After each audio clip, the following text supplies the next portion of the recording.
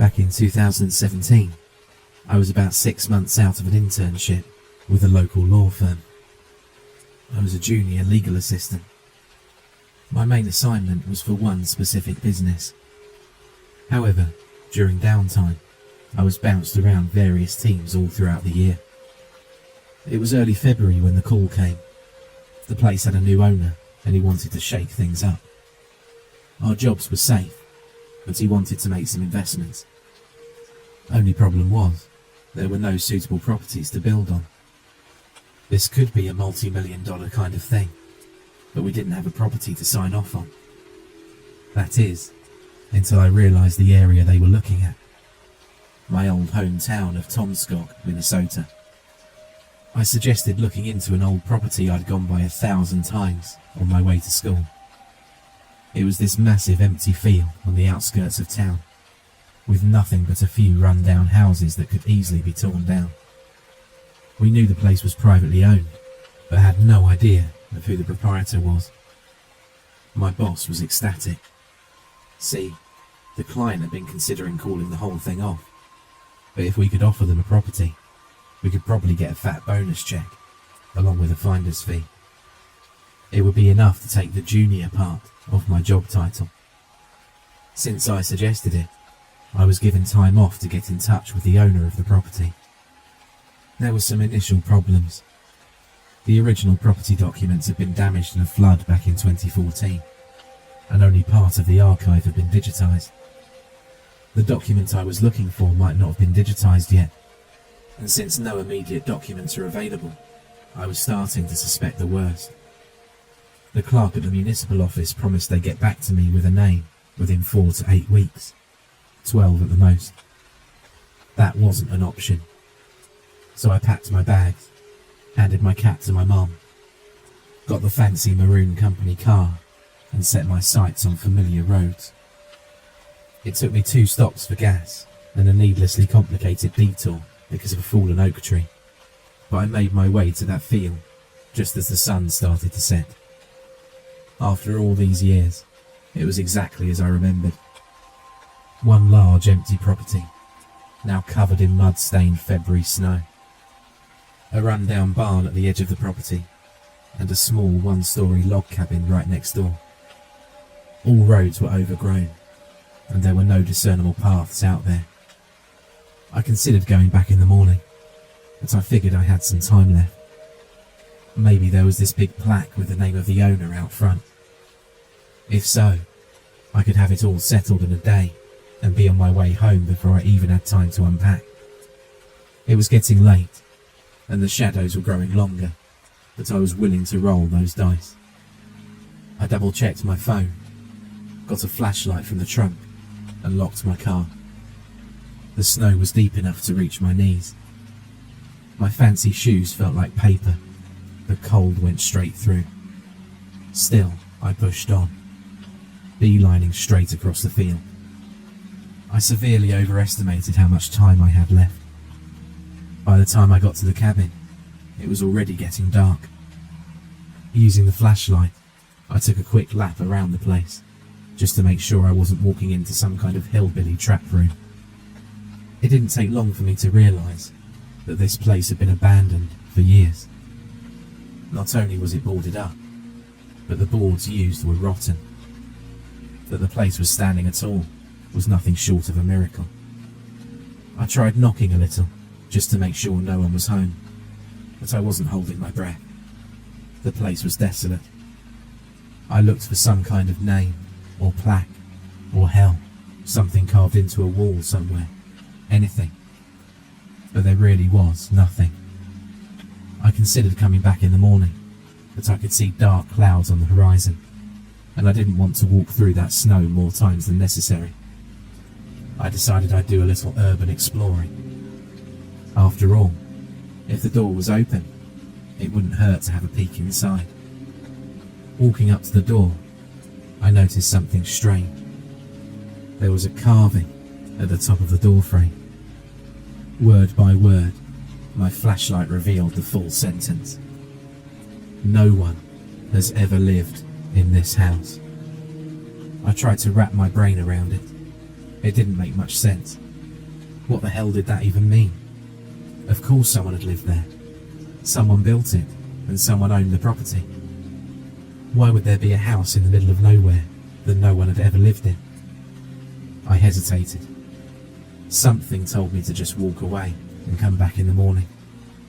But the clouds on the horizon and my freezing feet were telling me otherwise. There was a carving. That meant someone had the habit of leaving messages. Chances were there might be more of them inside. Twiddling the handle a little, I noticed the door was unlocked. So in I went. The cabin had a very basic layout. There was one large room with a wooden bench facing a simple fireplace. There were 2 handmade tables, and the westernmost wall was lined with dried herbs, mostly blue and black. There was a surprisingly clean cow skin on the floor, as well as a small door on the easternmost side of the room, leading to a kitchen. It was mostly just an antique kind of stove and a couple of cabinets, but whoever had lived there must have been accustomed to a sparse lifestyle. But no, that wasn't it. I had to correct myself. The carving said no one had ever lived there. Then, why the furniture? I decided to ignore the message for the time being, instead focusing on finding the name of whoever owned the place. There might be some initials on the handmade furniture. I gently moved the bench and tables first, going over them with my flashlight. There were no obvious markings, but another problem quickly arose. My flashlight was giving up on me. It started to flicker. Looking around, I could see no other possible source of light but the old fireplace, and I couldn't imagine that thing not being clogged. Then again, there was firewood, and I did have a lighter. I quit smoking about 2 years prior, but I always kept it around, just in case. Breaking off a piece of bark and lighting it, I double-checked to make sure the smoke cleared and went up. Surprisingly, it did. Glancing at my phone, I figured I could use it for a flashlight as well, but I didn't want to drain the battery. Instead, I lit a fire and left the front door open just in case the smoke didn't entirely clear out. Carbon monoxide poisoning ain't no joke. As the fire spluttered to life, I sat down to take a breather on the bench. It was a pretty cosy little cabin, the kind of place you'd stay in a night or two when going fishing. I could imagine my dad warming his hands by that fire. I lost him in 2010, but that was the kind of place he'd always been most at home in. As I warmed my hands, watching my shadows grow longer, I could imagine him sitting next to me. I could almost hear him. And in that moment, my eyes drifted to a space right in front of the fireplace. A space where a small iron plate protected the floor. I don't know what drove me to look closer, but I realised there were no screws or nails keeping the plate down. So with a quick touch of the fire poker, it came loose, revealing a sort of makeshift metal box. There were 4 items in total inside. A broken pocket watch, an empty hip flask, 3 spent shotgun shells, and a small journal. I went straight for the journal, checking for a name. It was getting darker outside, so I huddled around the fire. As snow began to tap against the wooden barricades, I had 2 choices: to steal this journal, or to read it by the fire as the storm raged on. It was my cold feet that decided for me. I took off my shoes and warmed them by the fire. As I started to slowly read my way through the rough cursive text of the old journal. Not the kind of job I imagined I'd do at a law firm, but things never quite go the way you've planned. I opened the first page, hoping to find a name. Instead, I was greeted by a strange text. Journal written by... Then nothing.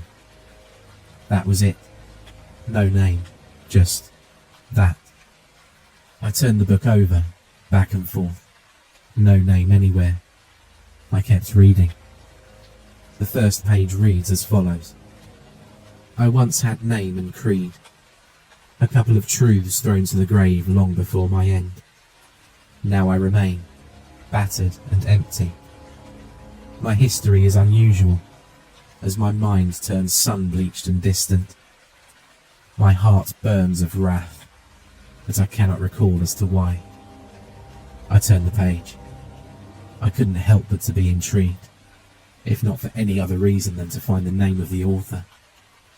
This house is not my property, and to my recollection, no one has ever lived here. He proceeded to discuss, at length, the part of his history that he did remember. Growing up in Wisconsin, being the son of a shoemaker, little anecdotes of a long life. His first kiss, his first love, his first house. But the further along he tried to remember, the foggier it got. I was starting to think I might never find a name, but I wasn't sure why. At some point, the author recalled something happening. He couldn't explain what, or why, or where, but he could recall something upsetting his routine. Something came to him, and it made him upset. He spoke about putting up barricades, keeping a loaded shotgun at the ready, and locking himself inside for days on end. It might have been here that I made my stand, he wrote. It could be, it should be, but I can't say that it was. He would go on to detail some sort of struggle, but he couldn't picture what it was against. The text was so strangely written. I could tell there were segments, as if written piece by piece, but it was impossible to tell just how much time had passed between them. Even in the journal, the author lamented on large segments of time randomly missing. I couldn't help but to consider the other items in the box, in particular, the spent shotgun shells. The author proceeded to explain how he'd broken the pocket watch, as it had frustrated him. He was losing track of time. He might think 10 minutes had passed, only to realise the entire afternoon was gone. He broke his watch as a reminder that he couldn't trust himself anymore. Maybe I'll remember that, he wrote. Or will the watch unbreak itself? I was disrupted from my read by a sudden noise. Looking up, I could see the fire was going out, but the sound actually came from my phone. Turns out it was my automated time to go to bed alert. I'd been sitting there for 6 hours. That didn't make sense. I stood up, clutching the journal. There was nothing there. The cabin was empty, but I couldn't escape this sudden sense of dread. Like something awful had just happened, but I couldn't say exactly what. Looking down on the journal, I suddenly realised that I felt exactly as described by the author. I felt this unexplainable anxiousness, like that uneasy feeling you get when you feel that someone is watching you, only more palpable.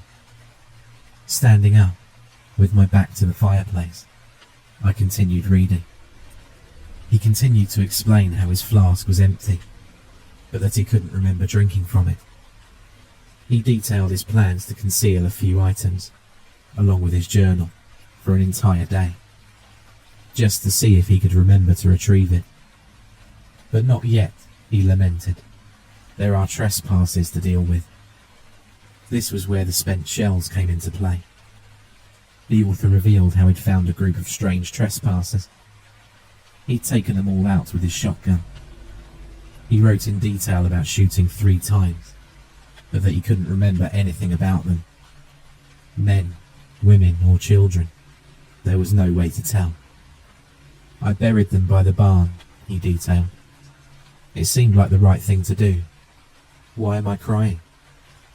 As the journal neared its end, the author tried to summarise his remaining thoughts. Something came to him, wherever he was. It did something, and as a result, everything was destroyed. He was devastated, but couldn't even remember why. It was like muscle memory.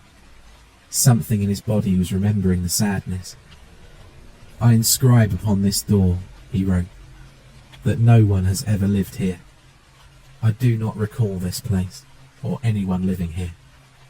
It serves as a warning, and as a reminder that this is not my home." And with the final page, the author documented putting it all in a sort of hidden lockbox in front of the fire. He would do so for one day, to see if he could remember retrieving it. Evidently, he couldn't. With the final words on the final page, he gave one last piece of insight, perhaps in a moment of clarity. "It started when I lit the fire," he wrote. "Everything turned worse after I lit the fire." Looking back at the fireplace and the sputtering logs, I slowly came to the realization of what kind of situation I put myself in. I had accidentally followed the footsteps of a man who used to be in that cabin. A man that might have owned it, but couldn't even remember it. Or who knows, maybe he was just passing by. I decided to take my chances and just leave. I brought the journal along, opened the door, and prepared to brave the weather. But something happened, right there and then. Something made me stop, and I just stood there. I stood there long enough for my hands to turn blue, and I only snapped out of it when a snowflake hit my eye. I wasn't alone.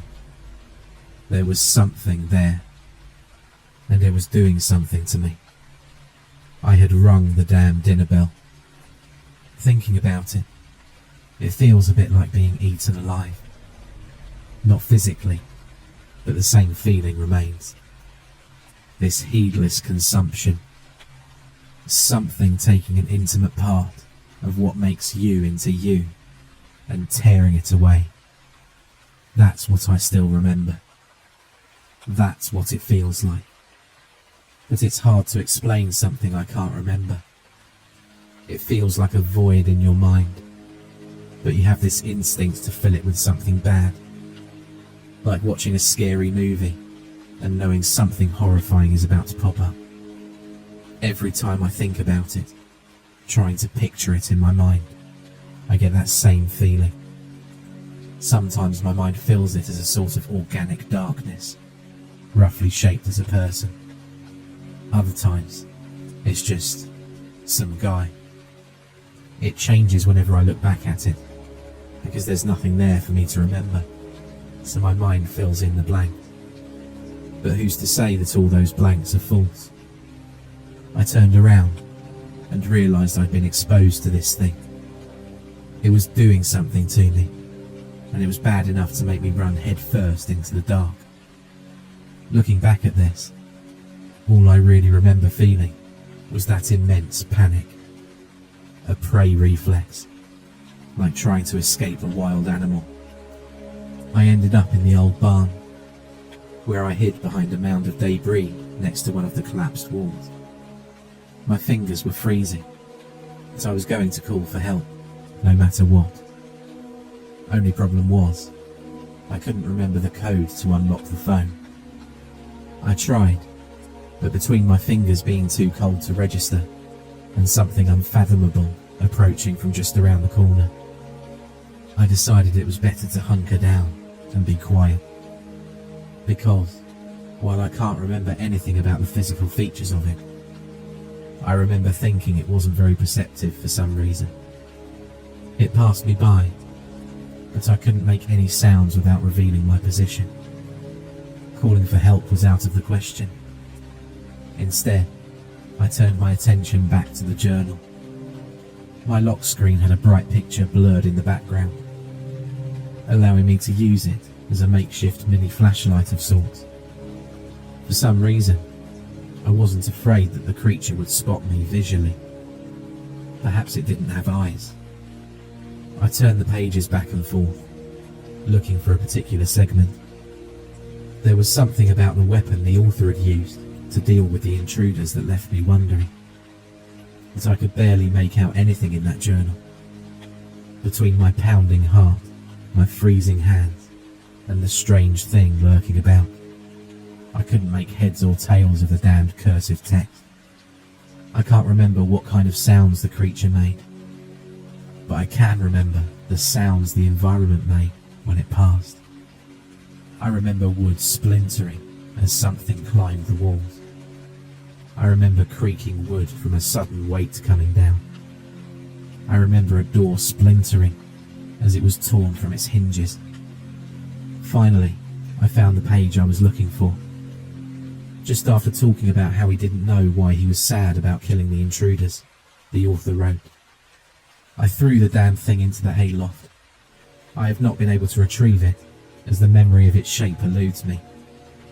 How does one recognise a weapon that one has no recollection of ever wielding? I waited for the entity to step outside before I made my way upstairs. It's a strange feeling, trying to balance the instinct to run with the obsessive thought of staying quiet. Every creaking floorboard sent shivers down my spine, curling my toes in anticipation of something running me down. But nothing happened. It didn't take long for me to find it. An old double-barreled hunting rifle. Looking over it, I saw there was some sort of shell still loaded. Perhaps it had worked. Perhaps not. I was no expert, and I didn't have much of a choice but to try. I'd be a sitting duck out there without it. After all, I couldn't remember where I'd parked my car. I decided to go on the offensive.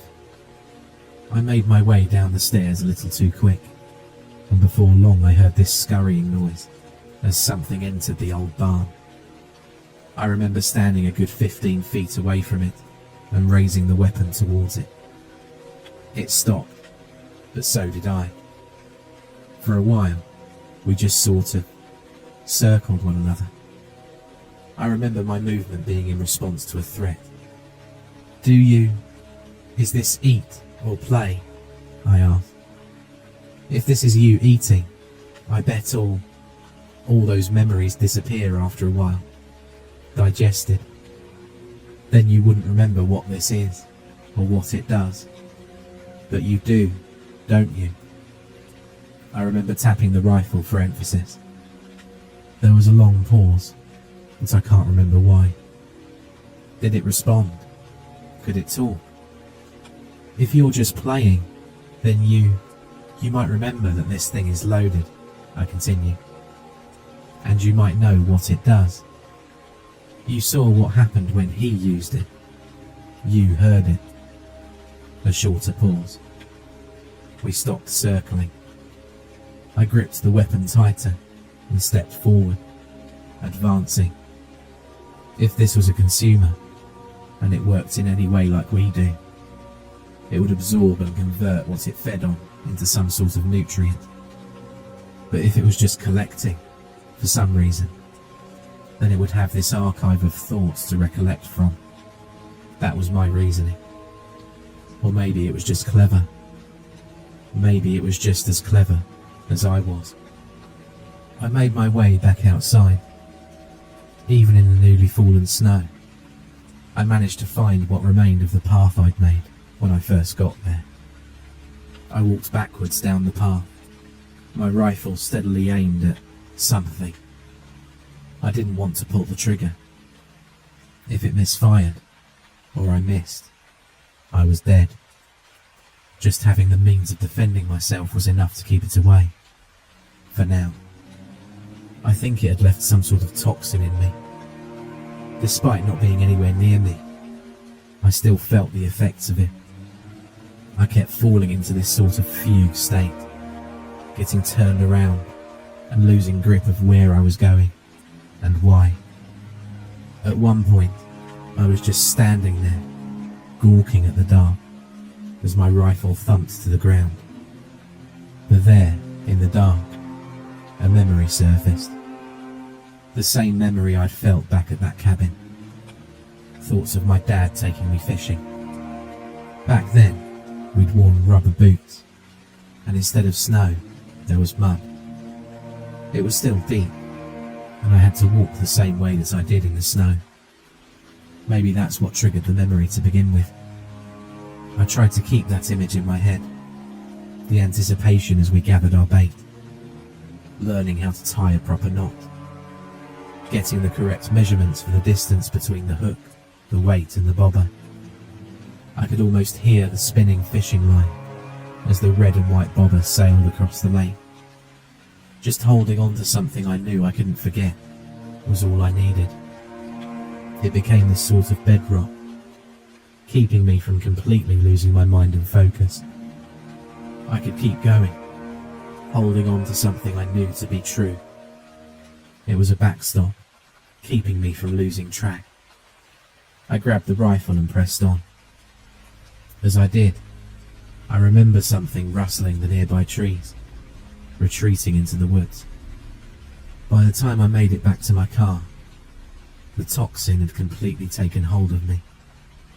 At that point, I had little to nothing to hold on to, but for a few cherished memories. I crawled into my car, locked all the doors, and tucked myself into a fetal position in the back seat, still clutching the rifle. My body didn't know how to react. I was hot, cold, wide awake and deeply unconscious, all seemingly at random. I would lose my sense of object permanence, bobbing my head back and forth, completely forgetting what I was doing and what was even happening. At one point, something made the passenger door creak. Maybe someone tried to open it. Luckily, all doors were locked and I had the keys. I remember laying in the back of the car, raising the rifle. Then there was a pause, a long one. Something made me shake my head. It made me angry and afraid, very afraid. It left me with this sense of a rabbit being stared down by a pack of wolves. I had something it wanted, something it deeply valued. Again, this creature is just this, nothingness. I can't recall what it looked like, or if it was even a physical being. From context, I think it could talk. I think it said something to me that I didn't want to hear. And to this day, when I think of it, my mind just conjures these otherworldly horrors.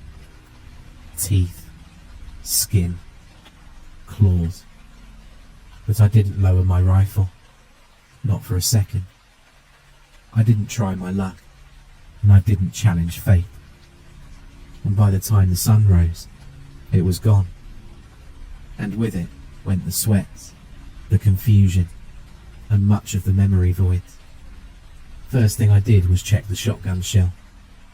Turns out it was already spent, empty.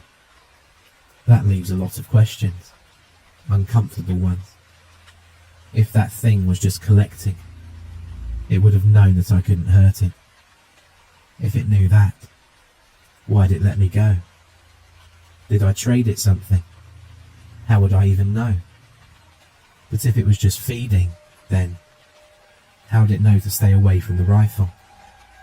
I've managed to put this story together piece by piece.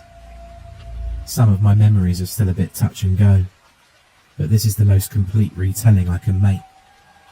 I've tried to fill in as many blanks as I can, but it's hard. I kept the journal.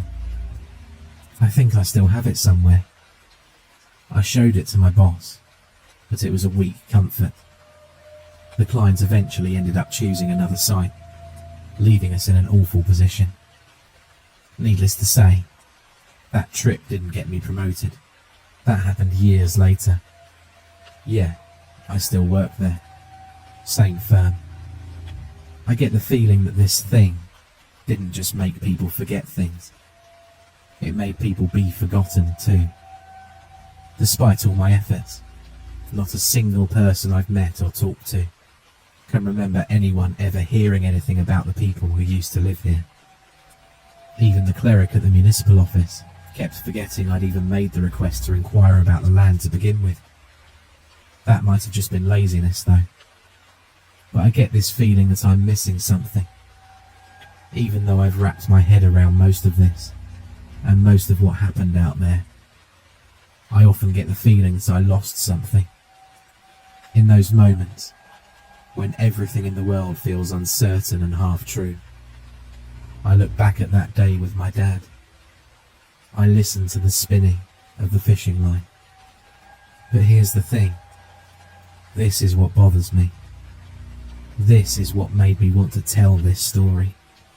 To kind of save this for posterity. Like a journal of my own, hidden by my own fireplace. Lately, I can't remember what my dad's eyes look like. Am I just forgetting? Or is something forgetting it for me?